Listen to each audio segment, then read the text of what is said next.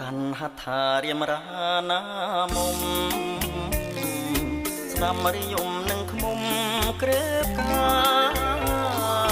ជាសបនរជាវាសនា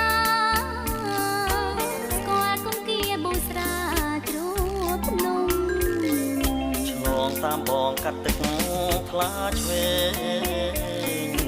ក្បងទឹកលេងស្ដាប់ភ្លេងរំជាភ្លេងទឹកជ្រោងដងភ្នំមកប្រគំខត់ដំណាយើ